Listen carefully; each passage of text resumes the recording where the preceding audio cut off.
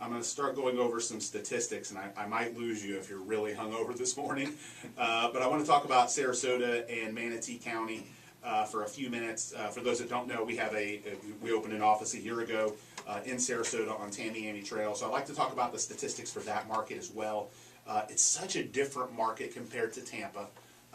Tampa is a market that peaks in the summer and the spring, and Sarasota, is just drastically different in terms of the seasonality of it.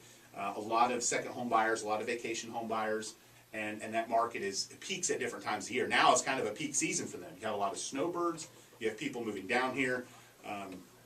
People visiting during the holidays, and then said, you know what, I'm gonna buy something down here. So.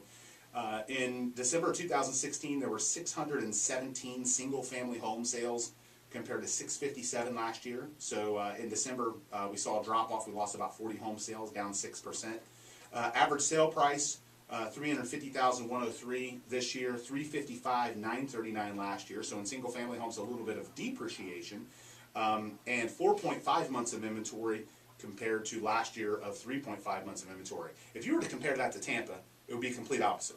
You see appreciation, higher average sale price, more sales, less inventory. So kind of the opposite thing going on for single-family homes in Sarasota. When you look at single-family homes in Manatee, same thing. You've got an 8.2% drop in the number of sales, 491 compared to 535 last year. An average sale price of $344 compared to $356 last year. An inventory of 4.1 compared to 3.6 last year. So same thing. That we saw in the single-family home market in Sarasota. Now, when you look at, they separated into townhomes and condos versus single-family homes, so they kind of look at them as two separate markets.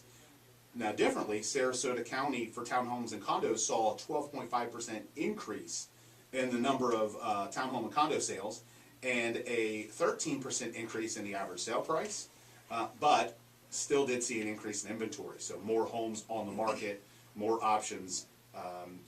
For buyers, so it's more saturated even with the increase in the number of sales.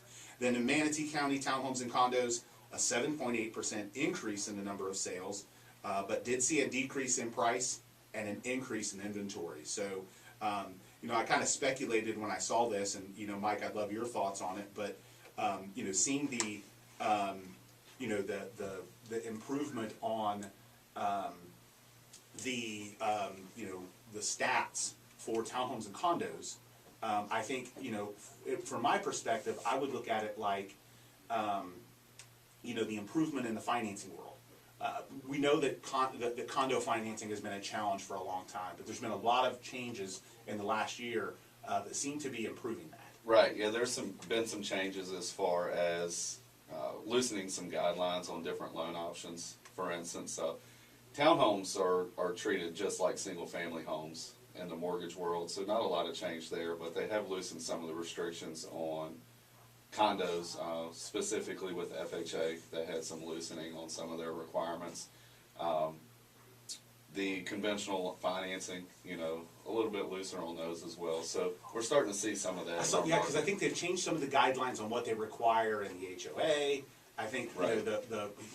There's been some more private mortgage insurers, because Florida hasn't had any downfall in the last few years, so you see more PMI providers, which loosens them up. And then you've also got, in addition to Fannie and Freddie, and you see some of the lenders almost developing unique products for condos that are outside the realm of the government-backed stuff, which usually when you start seeing that, that's a sign that they know it's really healthy if they're going to risk their own money. Right, exactly. Not have the government backing of the loan. Right, yeah, there are some places that have some more, in-house programs. And sometimes those are more expensive. Sometimes they can be more expensive on the rate, but ultimately, if that's what someone has to do, but I think that probably loosened things up in the condo market and the townhome market to help to where that market is improving. When you look here, our condo and townhome market is improving, but so is our single-family home market. Right. I mean, it seems like every month when we compare our statistics here, we're not seeing a rise in inventory. We're seeing a drop in inventory, and we're seeing a rise in price